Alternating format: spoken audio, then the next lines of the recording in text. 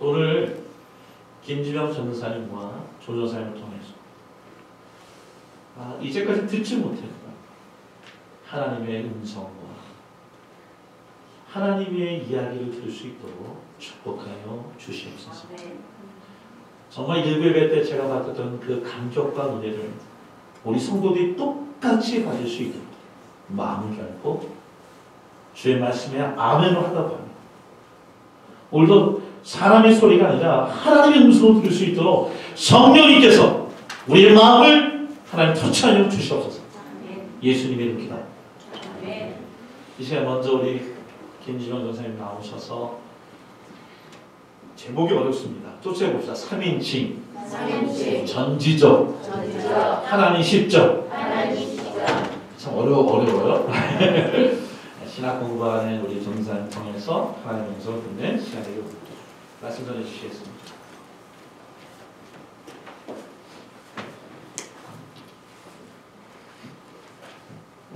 네, 먼저 이렇게 전에 나와서 말씀을 하게 해주신 목사님께 감사드리고요. 제가 사실은 전도사가 이렇게 주일 예배 때 설교하는 게 사실은 쉽지 않은 일이고 많지는 않습니다. 그래서 주일 선생님이 참 부럽다고 하는데 그런 건지 모르겠지만 주시는 대로 열심히 해보도록 하겠습니다. 같이 기도하고 말씀 나누도록 하겠습니다. 하나님 감사합니다. 오늘도 이 주일 전에 나와 하나님 아버지 예배하고 또 찬양하고 기도하게 하심에 감사합니다. 이 시간 주님 말씀을 전할 때에 저의 생각과 저의 말이 아닌 하나님께서 주시는 음성을 가지고 주님의 생각을 함께 전하고 공유할 수 있는 시간 될 수 있도록 도와주시옵소서. 오늘 예배도 주께서 함께 할 수 있사오며 예수님의 이름으로 기도드렸습니다.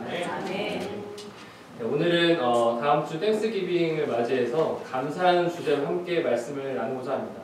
먼저 제가 여러분과 함께 나누고 이후에 조순정 장님 함께 나누실 텐데요. 오늘 제목이 3인칭 전지적 하나님 시점입니다. 어제 목사님한테 지금 제목을 말씀드렸더니 이게 무슨 일이냐고 말씀하셔서 혹시 여기 국어 시간에 한국에서 국어 교육을 배우신 분들은 아마 이게 무엇인지 아실 겁니다. 친구이 아니? 3인칭 관찰자 시점이 있습니다. 이게 뭐냐면 서술자가 소설을 쓰는데 글을 쓸 때 주인공을 볼 때 겉모습과 객관적인 모습을 가지고 글을 쓸 때 글을 쓰는 관점을 3인칭 관찰자 시점이라고 하고 3인칭 전지적 작가 시점이 있는데 이거는 서술자가 주인공을 바라볼 때 그냥 외모나 어떤 객관적인 모습뿐만 아니라 그 사람의 내면까지 세세하게 서술하는 방식이 이 3인칭 전지적 작가 시점입니다.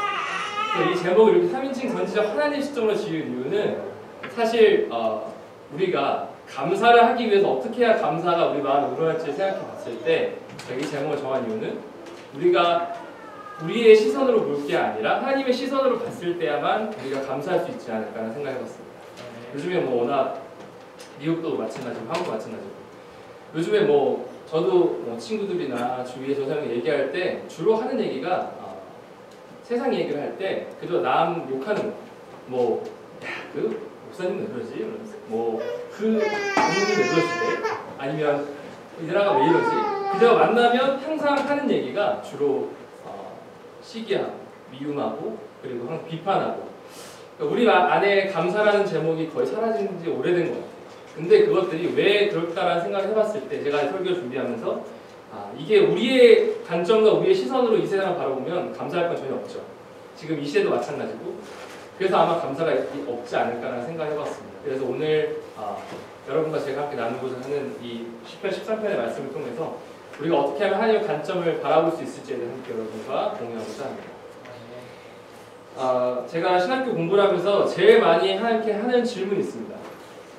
그게 뭐냐면 하나님이 지금 저의 상황이면 어떻게 하시겠습니까?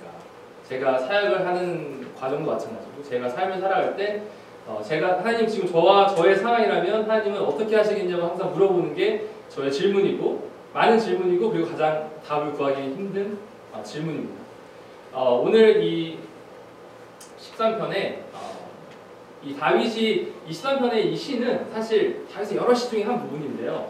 사실 이 10편 13편이 어떤 구체적인 상황을 얘기하고 있지는 않습니다. 다윗이 어떤 상황에서 지금 이 시를 쓰고 있는지에 대해 얘기하고 있지 않지만 지금 이 시편 13편의 말씀을 보면 상당히 지금 다윗이 누군가에게 쫓기고 있고 누군가에게 지금 죽임을 당하거나 아니면 가장 그 자신의 삶에 있어서 어려운 시기를 지나고 있는 때라고 생각합니다. 시편 13편 1절 2절의 말씀이고요. 여호와여 어느 때까지니까 나를 영원히 잊으시나이까. 주의 얼굴을 나에게서 어느 때까지 숨기시겠나이까. 나의 영혼이 변민하고 종일토록 마음에 근심하기를 어느 때까지 하오며 내 원수가 나를 치며 자랑하기를 어느 때까지 하리이까. 어제 목사님과 같이 또 전사님과 같이 말씀을 나눌 때 이 1절과 2절에서 어느 때까지라는 얘기가 이 두 구절에서 4번 정도 나옵니다. 이 다윗이 자신의 힘든 상황에서 하나님께 기도를 하고 울부짖는데 하나님이 들어주지 않으세요.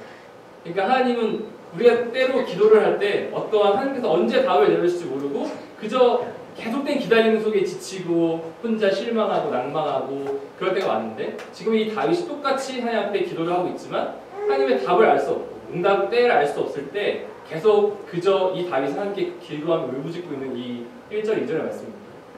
근데 사실 저는 이 구절을 보면서 지금 이 다윗이 지금 이 기도를 드리는 순간만큼은 저는 다윗이 자기 입장에서 기도했다고 생각합니다. 내 관점, 지금 내 삶에 희망이 없고 내가 어려운 부분이 있는데 감사할 이유가 없죠. 왜냐하면 나의 자신이 내 삶을 바라보고 있습니다. 그래서 하나님께 울부짖으며 기도하지만 하나님은 응답하지 않으십니다. 사실 많은 이제 여러분도 삶을 살아가실 때 사실 우리가 많은 기도 제목을 하는 게 하나님 도와주십시오. 저도 항상 기도할 때 언제 그 응답이 이루어질지 모르겠지만 항상 제 기도를 들어주십시오. 근데 그 기도를 들어라고 할 때도 보면 저의 마음이 들어가 있습니다. 언제나 들어주시겠지. 이거 안 들어주시면 말이 안 돼. 이거 안 들어주시면 나 진짜 삐질 거야. 하나님한테 삐질 거야. 이런 속으로 내 생각과 나의 관점 가치로 바라보고 기도할 때가 사실 많습니다. 근데 이렇게 하다 보면 감사가 있을 수 없는 것 같아요. 그리고 그 기도는 하나님이 들으시지 않는 것 같습니다. 시편 13편 3절에 다윗이 이렇게 고백합니다. 여호와 내 하나님이여 나를 생각하사 응답하시고 나의 눈을 밝히소서. 두렵건대 내가 사망의 잠을 닦아오고. 갑자기 다윗이 계속 울부짖다가 이 3절에 나의 눈을 밝혀달라고 말합니다. 제가 계속 이 성경을 보다가 이 나의 눈을 밝혀달라는 게 무슨 뜻일까 생각해봤는데 아마도 다윗이 자기의 생각과 자기의 관점으로 자기의 삶을 바라봤을 때는 답이 없었기에 하나님께 부르짖습니다.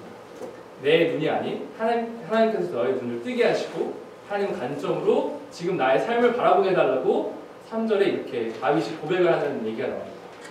근데 과연 이게 저는 정답이라고 생각합니다. 다윗이 그 상황에서 계속 나만이 갖고 있는 아집과 고집과 습관과 이런 자신만의 관점을 가지고 자기 삶을 바라봤다면 저는 아마 감사가 없었을 거라 생각하고 다윗이 그만한 왕이 되지 않았을 거라고 생각합니다. 이때 나의 눈을 밝혀달라고 하나님께 말씀하는 건 그만큼 다윗도 그 상황에 자기의 아집을 버리게 해달라고 내 고집과 나의 관점을 버리게 해달라고 하나님 앞에 울부짖으며 기도하고 있는 장면입니다. 그래서 이 3절의 내용이 결국 우리가 감사를 하기 위해서 우리의 눈이 아닌 하나님의 관점으로 바라봐야지 감사가 있지 않을까 하는 생각을 해보았습니다. 제가 최근에 이게 숙제를 하다가 사실 읽었는데 과제를 하다가 읽은 책이 이 친구라는 책입니다. 어제 대학교 친구들과 살짝 이 얘기를 했는데 이 책을 읽으신 분도 계시고 안 읽으신 분도 계실 겁니다. 이게 신앙서적으로 유명한 책인데요. 로드리거라는 신부가 있는데 일본 신부입니다. 1600년대에 그 당시에 그 일본 정부가 카톨릭교를 탄압하는 시대예요. 그래서 그 당시에 많은 신부들을 배교시키고 또 배교하지 않으면 이제 그리스도인들을 처형하거나 벌하거나 신부들을 직접 처벌하지 않지만 그리스도인들을 신부 앞에 두고 너가 배교하지 않으면 이 나라를 죽이겠다라고 협박하는 그런 시대에 있습니다. 근데 이 로드리거 신부가 어느 날 일본에서 소식을 듣습니다. 자기의 선생이었고 자기를 가르쳤던 페레이라 신부가 배교를 했다. 결국 일본 정부에 배교를 했다라는 얘기를 듣고 자신을 믿을 수가 없어서 일본으로 건너갑니다. 그래서 마카오를 통해서 일본으로 들어가는데 결국 그도 이 책 말미에 배교를 하게 돼요. 똑같이 자기의 선생과 같이 배교를 합니다. 근데 저는 사실 이걸 배교를 했다 안 했다가 중요한 게 아니고요. 사실 이 책을 보고 나서 저는 다른 한 인물을 집중해서 봤습니다. 기치지로라는 인물이 나와요. 그 사람도 일본에서 그리스도인이었는데 똑같이 일본의 정부에서 박해를 하기 시작하니까 자기 가족들은 끝까지 배교하지 않습니다. 그래서 형벌을 받아요. 근데 이 기치지로는 그게 두려웠습니다. 난 자신이 없었어요. 그래서 결국 가족들 버려버리고 혼자서 배교를 하고 일본을 도망쳐 나와 마카오에 그 당시 있었는데 그가 로드리그를 우연히 만났고 그가 그 사람을 다시 일본으로 인도해 줍니다. 같이 함께 들어가는데 일본에 들어가서 똑같이 그 로드리그 신부한테 배신을 하고 또 배교를 합니다. 그래서 결국에 그 로드리그 신부가 결국은 일본 정부에 잡힙니다. 잡히고 나서 그가 그 책에 보면 그 기치지로에 대해서 인간적으로 상당히 실망하고 그 사람에 대한 원망 섞인 말들이 있어요. 어떻게 해야 너는 이렇게 또다시 하나님 앞을 배반하고 이렇게 살 수 있을까? 난 정말로 그 사람을 용서할 수 없다. 사실 여러분도 마찬가지겠지만 그런 똑같은 상황이 온다면 사실 우리 입장에서 나의 관점으로는 절대 용서할 수 없죠. 그래서 그 사람의 악한 마음과 또 그 사람의 이해하기는 어렵지만 우리의 관점에서 봤을 때 그 로드리그 신부도 그 사람을 절대 용서할 수 없다고 혼자서 고백하는 글이 나옵니다. 그러다가 그 사람이 배교를 하고 난 이후에 이 기치지로라는 사람이 계속해서 그 로드리그 신부에게 다가와서 회고를 합니다. 회개를 해요. 나는 그리스도인이지만 나는 똑같은 상황이 와도 배교할 거다. 나는 연약한 사람이다. 나는 연약하고 정말로 나약한 인간이라서 나는 이 형벌과 고문을 거칠 수 없다고 얘기를 하면서 그 사람이 끝까지 로드리그 신부한테 와가지고 회고를 하는 장면이 나오는데 결국엔 하나님이 이 로드리그 신부에게 하나님에 대한 눈을 주시면서 그 사람도 어떻게 보면 불쌍하고 또 핍박받고 또 어려웠던 힘든 과정 가운데 인간은 강한 사람도 있지만 그 안에 나약한 사람도 저는 있다고 생각합니다. 믿음이 강하고 믿음을 어떤 기준으로 판단할 수는 없지만 분명히 믿음이 아직 성숙하지 않고 믿음이 덜 자랐던 사람이 있을 거라 생각합니다. 그 사람의 과정 가운데 결국 어쩔 수 없이 배교를 할 수밖에 없고 어쩔 수 없이 쓰러질 수밖에 없었던 그 상황을 하나님이 그 로드리그 신부에게 마음을 주십니다. 그래서 그 로드리그 신부가 마지막에 그 기치지로에게 그래 용서하겠다. 너의 마음을 이해한다. 라는 부분이 나오는데 제가 그 책을 읽으면서 그게 저한테 참 많이 와닿았습니다. 이게 절대로 사람의 마음으로 우리의 마음으로는 그건 절대로 인정할 수 없고 그 사람을 용서할 수 없는 부분이지만 하나님이라면 가능하죠. 하나님의 관점이 들어간다면 그 안에 충분히 우리가 감사할 수 있고 그 사람을 용서할 수 있는 마음을 주실 거라고 생각합니다. 기회가 되시면 한번 이 책을 읽어보셨으면 좋겠어요. 근데 중요한 것은 우리가 감사를 하기 위해서 하나님의 관점으로 바라봐야 된다고 얘기했지만 그러면 어떻게 하나님의 관점으로 우리가 바라볼 수 있을까요? 다윗처럼 기도를 한다고 계속해서 하나님께 기도를 한다고 하나님 우리에게 하나님의 관점을 주시고 우리의 눈을 밝히실 거라고 생각하지 않습니다. 그 답은 오늘 5절과 6절에 나와 있습니다.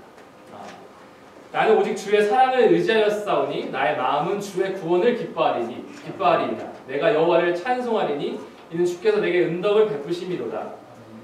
이 다윗이 처음에 1, 2절에서 자기의 관점으로 고백을 하다가 3절에 자기 눈을 밝혀달라고 얘기하고 5절과 6절에서 이렇게 다시 고백합니다.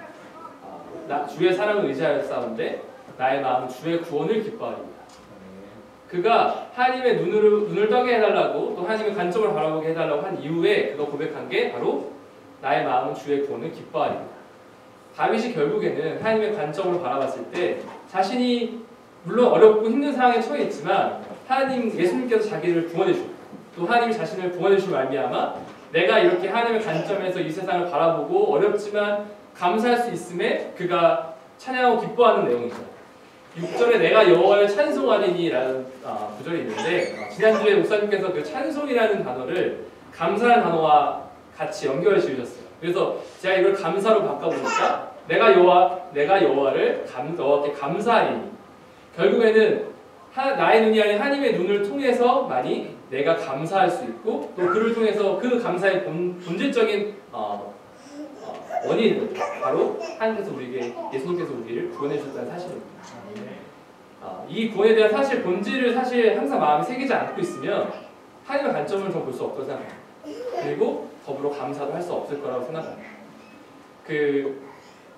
제가 성경책을 찾아보다가 그다음 우리가 성경책에서 하나님의 본질 구원에 대해서 갈망했던 인물이 누가 있을까 제가 쭉 찾아보다가 두 사람을 찾아봤는데요.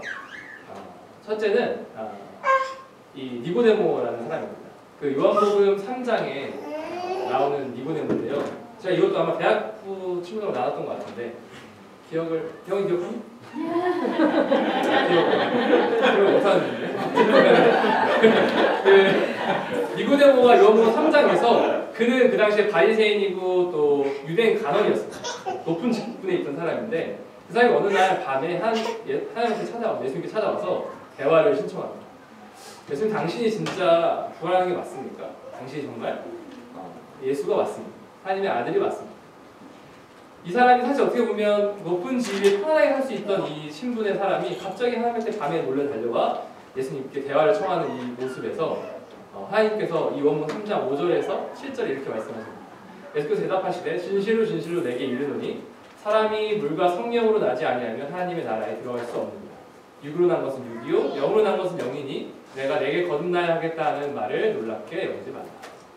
하나님께서 그 밤에 대화를 청해온 니고데모에게 이 예수님께서 하신 말씀입니다. 우리가 육으로 우리의 생각으로 난다면 나는 게 아니라 영으로 하나님께서 주신 그 구원에 대한 확신과 믿음을 가지고 들어간다면 우리가 하나님 나라에 들어갈 수 있을 뿐만 아니라 우리 삶 안에 감사가 존재할 수 있는 거죠. 이 니고데모가 결국에는 나중에 요한복음 7장 뒤에서 그 바리새인과 대제사장들 앞에서 예수님을 대변하고 또 예수님의 제사까지 드리게 되는 사람이 됩니다. 과연 그가 이 하나님의 구원에 대한 확신이 없었다면 과연 그가 그런 행동을 할 수 있을까요? 저는 그렇게 할 수 없었다고 생각합니다. 결국에 그가 구원에 대한 확신을 받았고 그를 통해 하나님의 관점으로 세상을 바라봤고 그러기에 그가 하나님께 감사할 수 있었고 그가 다른 제사장들과 바리새인들에게 예수님을 대변하고 예수님 제사까지 드릴 수 있었다고 저는 생각합니다.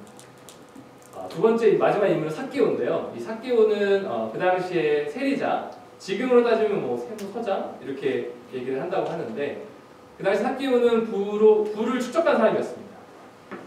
그 부를 축적한 사람이 어느 날 예수님께서 자기 집 앞을 지나간다는 소문을 듣고 뽕나무를 기어 올라가서 키 작은 삭개오가 너무나 유명한 얘기죠. 올라가서 예수님을 바라보고 예수님께 그 예수님의 모습을 한번 보기 위해서 올라가는데 결국에는 이 삭개오에게 예수님께서 그 삭개오를 발견하시고 그의 집을 유하시면서 이 누가복음 19장 19절에 이렇게 말씀하시는데요.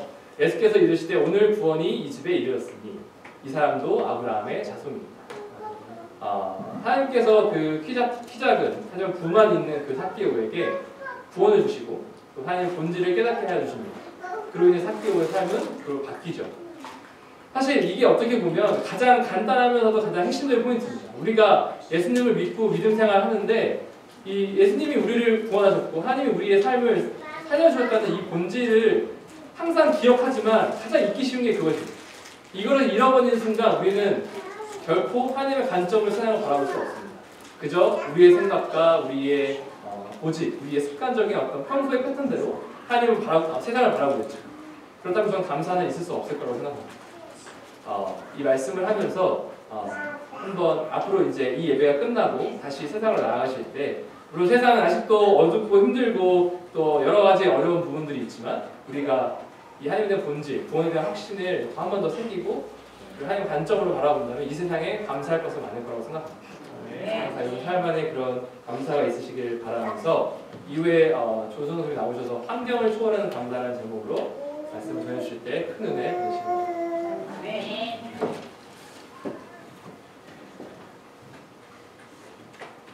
예, 제가 한 멘트까지 다 해주셔가지고 아까 고민했는데 강사는 제가 담임 목사에게 소개합니다. 또 찾아봅시다. 환경을 초월하는 감사. 정말 또 조조선생님을 통해서 하나님의 은혜가 우리에게 충만히 임할 줄 믿습니다. 나오셔서 말씀 증거해 주시겠습니다.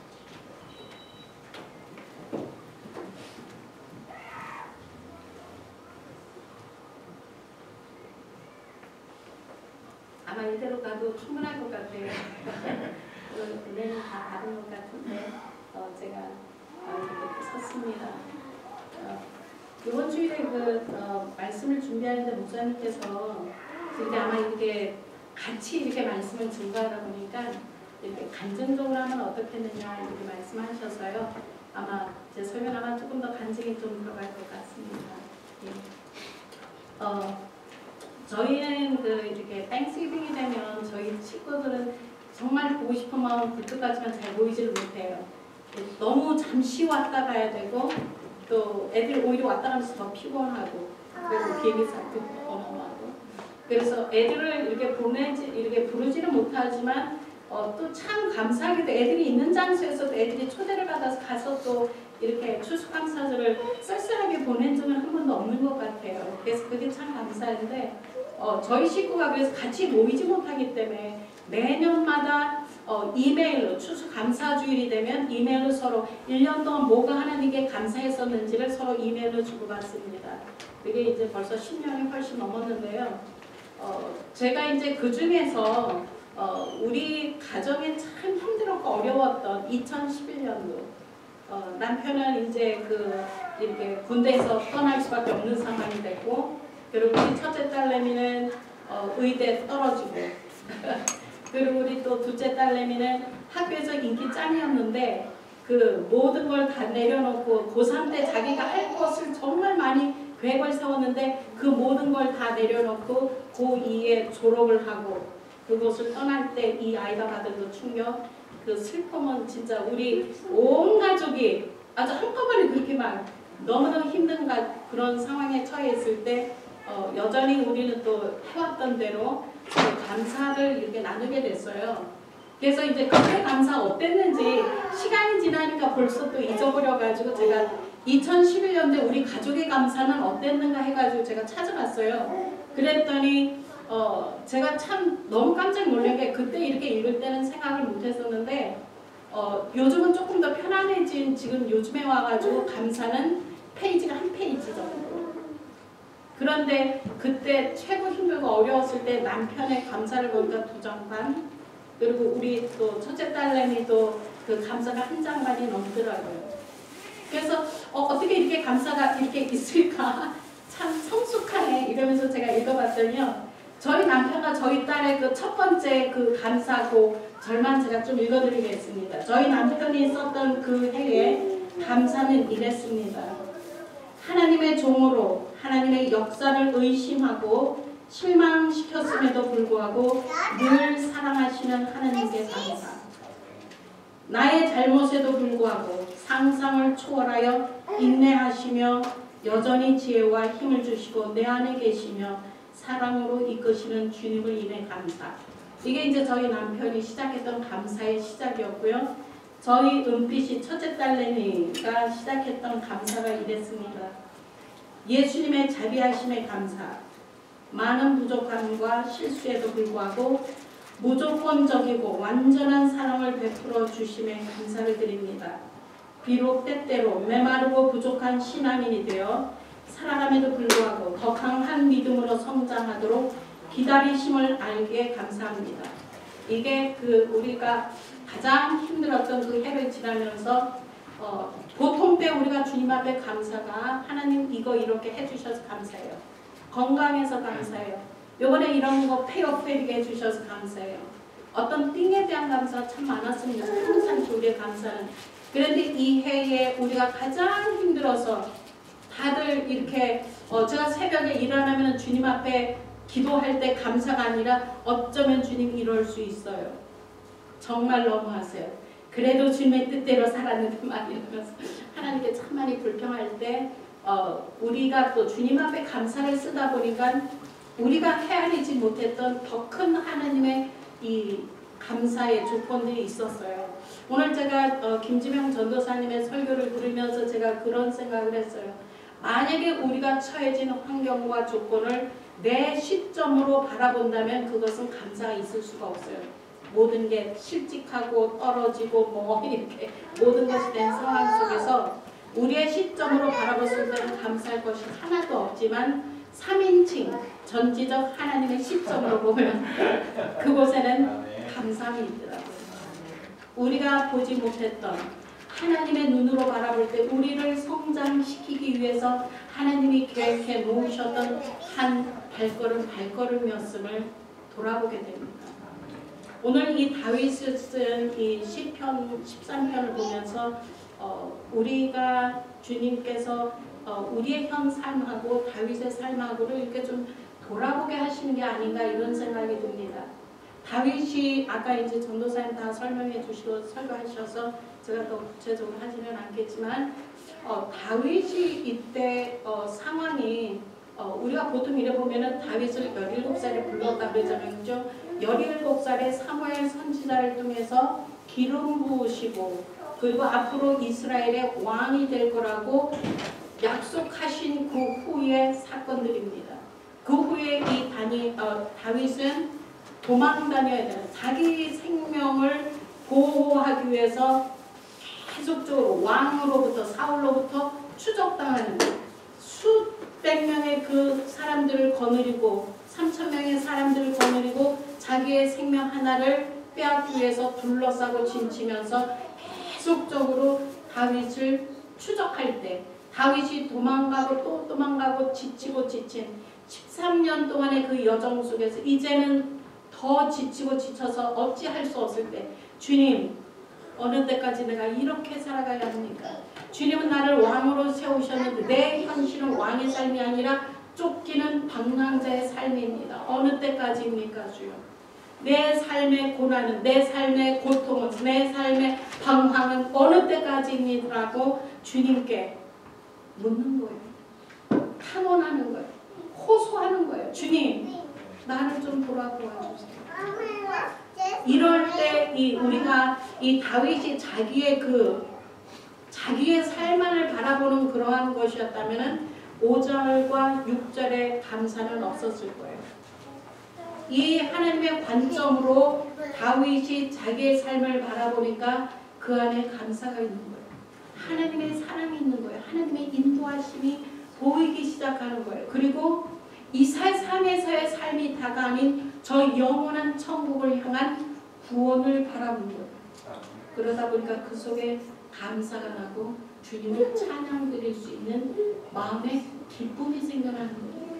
우리가 지금 현재 이 세상을 살면서 우리가 얼마나 많은 순간 우리 삶 속에 고통과 절망이 몰려올 때가 많은지 알 수가 없습니다. 때로는 기도를 하고 해도 주여 도대체 어느 때에 이 기도를 들어주실 거예요. 내 삶의 지금 현실은 너무나 답답하고 고통스러워요. 내가 이것을 헤쳐나갈 힘도 능력도 없습니다. 주여 이 시간 나를 돌아보아 주시옵소서라고 고백하며 나아갈 때 하나님께서 우리에게 하신 가장 큰 축복은요. 이 세상에서 잘 먹고 잘 살고 만사 형통하고 부귀영화 누리는 것이 아니라 우리에게 가장 귀한 것 예수님을 통해서 허락하신 이 구원입니다. 이 다윗이 이 구원을 바라보았기에 감사할 수 있었어요. 주님을 찬양할 수 있었어요. 우리가 지금 이 순간 여러분의 삶 속에도 수없이 많은 주님께 기도하는 기도의 제목들이 있을 거예요. 근데 오늘 하루 우리가 모든 것을 다 내려놓고 하나님의 관점, 하나님의 시점으로 나의 삶을 한번 돌아보는 시간을 가졌으면 어떨까 하는 생각이 들어요. 그랬을 때 그 속에는 이 지금 현재 있는 것이 나를 또다시 한 걸음 더 믿음의 스텝을 하나님께로 나아가게 하는 그런 발걸음이 될 거라고 저는 분명히 확신합니다. 네. 하나님은 우리에게 말씀하셨어요. 너희의 인생길은 아침 안개와 같다고 했어요. 제가 새벽에 교회 오다 보면 안개가 낀 날이 너무 많아요. 이 겨울에는. 그럼 쭉 타고 이렇게 오면서 주님 안개가 왜 이렇게 심해요. 이 안개 때문에 운전이 좀 겁나요. 이러면서 오는데 교회 예배 새벽 예배 길지 않잖아요. 그죠? 끝나고 집에 들어갈 때는 벌써 안개가 다 거쳐진 걸 봅니다. 이렇게 금방 사라지는 안개와 같은 것이 우리의 인생이라고 하나님은 말씀하셨어요. 이 짧은 인생 동안에 우리가 누리는 것이 복이 크면 얼마나 크고 작으면 얼마나 작고 고통이 크면 얼마나 크고 작으면 얼마나 작겠어요. 그죠? 우리가 취하고 있는 하나님이 우리에게 약속하신 구원 이거 하나만 우리가 분명히 붙잡는다면 우리는 오늘 어떤 상황 조건 속에서도 주님께 감사할 것이 넘칠 줄 믿습니다. 우리가 오늘 제가 이렇게 아침에 남편이랑 저랑 이제 남편도 오늘 설교해야 되고 저도 설교해야 되고 그래서 둘 다 이제 아침에 일어나서 기도하고 또 설교 준비하고 막 이래 들여다보고 그랬는데 저는 이제 막 이 묵상으로 들어가서 기도를 하는데 남편이 옆에서 갑자기 또 이렇게 막 소리를 내는 거 이렇게 조용히 안 하고 그래서 제가 조금 속에서 이렇게 약간 뭐가 올라오려는데 제가 이것을 싹 내리누르면서 이렇게 뭐야 이랬더니 막 이 가슴에서 벅차오르는 이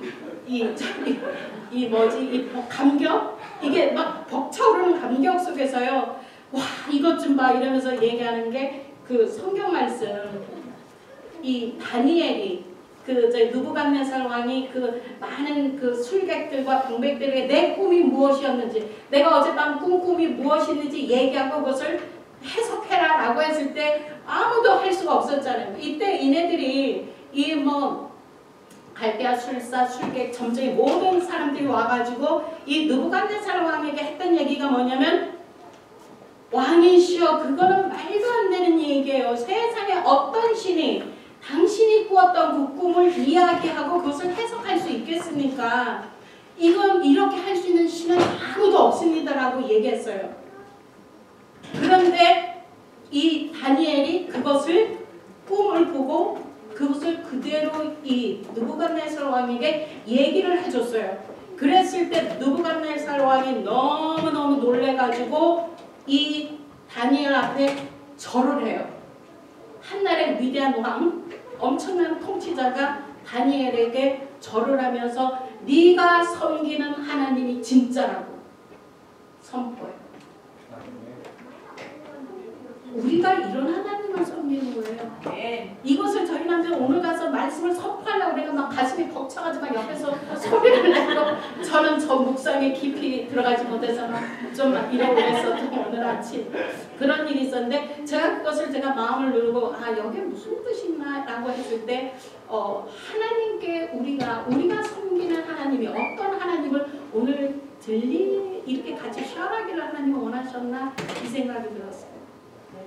이 이방인을 섬기는 왕조차도 인정하고 자기가 섬겼던 그 모든 신들보다 최고 위에 계신 하나님이라고 이 느부갓네살은 선포해요. 우리가 섬기는 하나님은 우리가 생각하는 이것을 하실 수, 우리가 이렇게 말은 잘하잖아요. 전능하신 하나님, 모든 것이 가능하신 하나님, 무소부재하신 하나님, 만왕의 왕, 만유의 주, 우리는 그렇게 많이 선포해요. 그런데 내 삶 속에 하나님은 그런 하나님으로 자리 잡고 계신가? 이걸 우리가 한번 오늘 좀 이래 돌아보면 참 감사한 시간이 될 것이다, 이런 생각이 들어요. 내 삶의 무거운 물질의 문제, 내 삶의 어떤 환경의 이런저런 일들, 내 기도 제목들, 이거 하나 해결하실 수 없는 분이 우리가 섬기는 하나님입니까? 아니에요. 하나님은 모든 것을 가능하게 하세요. 다만 우리가 이 환경 속에서 무엇을 바라보느냐, 내가 내 환경 속에 바라보고 내가 좌절하고 절망하느냐, 아니면 만왕의 왕 그 여호와 하나님 아버지 앞에 내가 오늘 나아가고 그분을 의지하느냐, 이 차이입니다. 제가 주님 앞에 무릎 꿇어 기도하면서, 주님, 오늘 제가 무엇을 감당하겠어요? 제가 할 수 있는 게 뭐가 있겠어요? 전 다만 도구가 되기를 원합니다라고 이 말씀을 이렇게 준비하면서 제가 주님 앞에 감사 기도하다가 떠오른 예수님의 모습 생각이 났어요. 겟세마네 동산에서 예수님이 땀이 피가 될 정도로 기도하면서 이 잔을 내게서 물리쳐 달라고 기도했던 그 예수님이 그 전에 하셨던 일이 뭔지 아세요? 최후의 만찬을 하시면서 제자들에게 떡을 나눠주고 그 다음에 포도주를 나눠주면서 그때 하신 말씀이 이겁니다. 마태복음 26장 27절, 또 잔을 가지사 감사 기도하시고 그들에게 주시며 이르시되 너희가 다 이것을 마시라. 감사 기도했다고 했어요. 앞으로 인간적인 예수님이 짊어져야 할 그 엄청난 시련과 고통, 그 고통의 십자가, 그것을 지시기 전에 예수님이 하셨던 것은 감사 기도를 주님 앞에 드렸다고, 앞으로 십자가를 지어야 되는 것을 지금 미리 예시적으로 보여주시면서 이것이 너희가 마실 내 피라고 말씀하시면서 그걸 나눠줄 때 예수님이 하셨던 것은 다른 그 어떤 것도 아니고 감사 기도를 드렸다고 오늘 말씀을 우리가 하고 계십니다. 여러분의 삶 속에 있는 모든 것을 주님께 가지고 나아가시기 원합니다.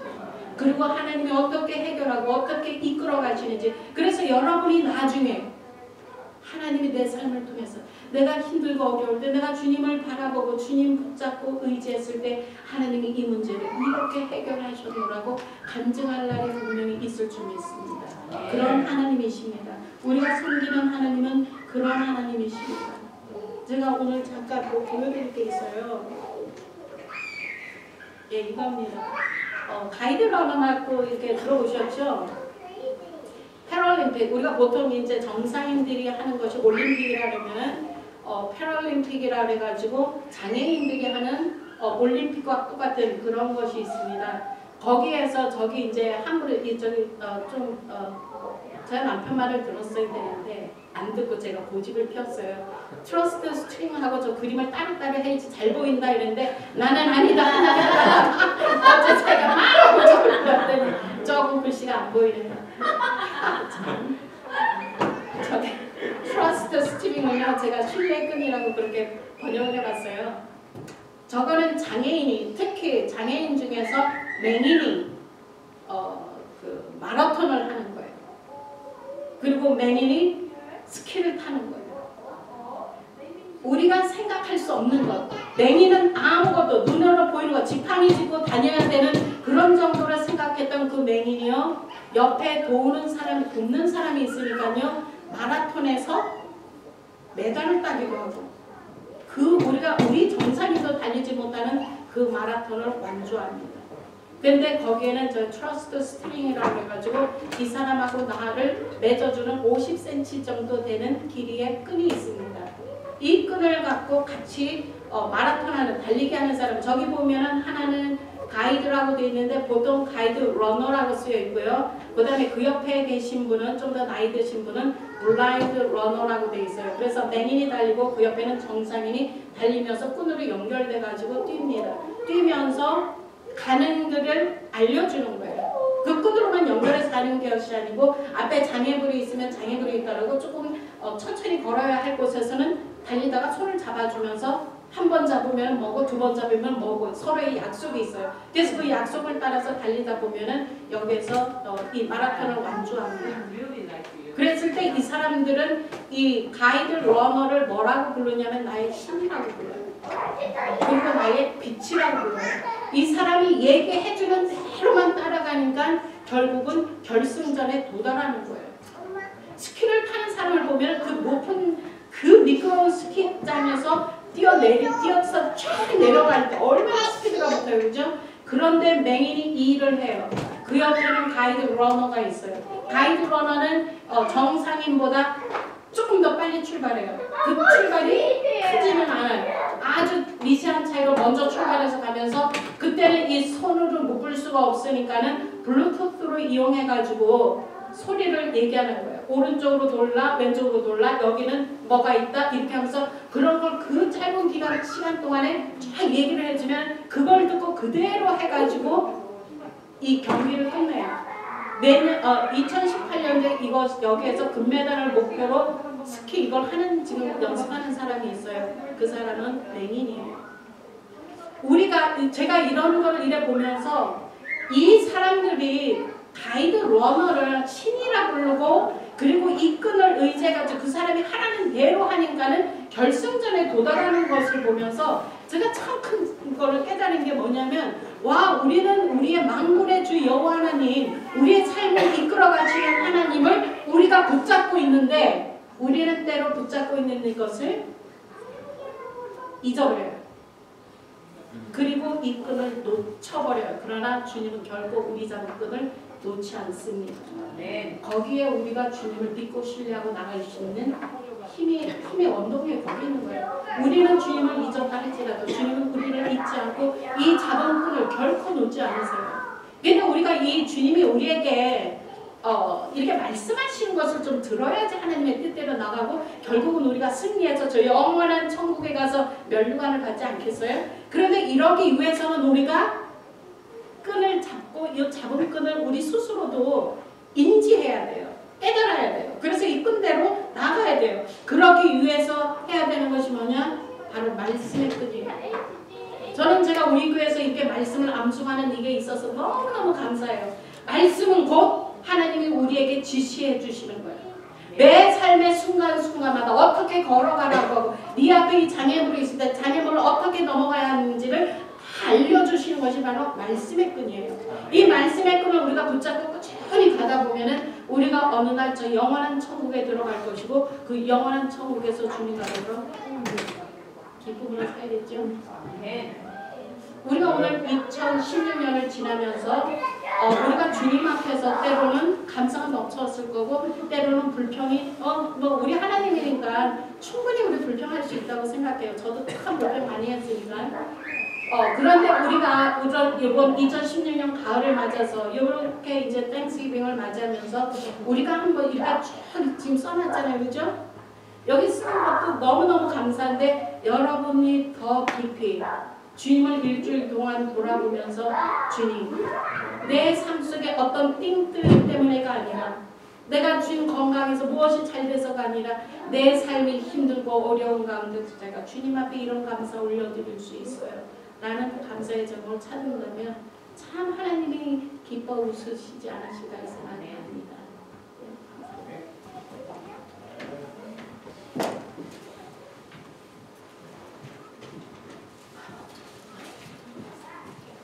제가 다른 교회 목사들보다 특별한 곳이 하나 있습니다.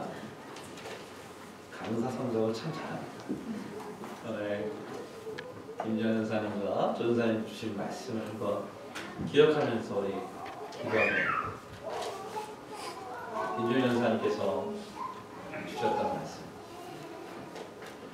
이 조준사님 집에서 연구하시고 파워포인트까지 만드셔가지고 보여줬던 그림 생각하시면 보세요. 10편 13편 5절 같이 읽읍시다. 시작. 나는 오직 주의 사랑을 의지하였사오니 내 마음은 주의 법을 Trust Him. 주님이 주님 인상. 영어 보니까 이렇게 있습니다.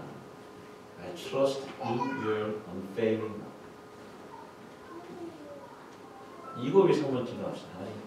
주님의 끈을 내가 인식하지 못했네요. 주님 나 붙잡고 계시군요. 그리고 10편 13절 3절 한번 읽어봅시다. 시작. 여호와 내 하나님이여 나를 생각하사 응답하시고 나의 눈을 밝히소서. 그럴건대 내가 사망에 잠들지 않을까. 우리 혹시 사망 위에서 잠을 자고 있지 않나요?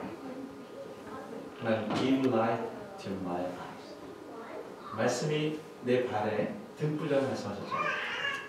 그래서 이 시간에 한 1, 2분 정도 기도하지 소리를 듣게 아니라 한번 묵상 앞에 두 가지는 하나님 나의 눈이 하나님의 관점을 바뀌게 해주시옵소서. 그리고 그 관점을 볼 때에 이 환경을 뛰어오는 그 다니엘의 하나님, 그 하나님 내가 오늘 트러스트할 수 있는 하나님의 믿음을 주시옵소서. 두 가지 갖고 한번 조용하게 묵상할게요.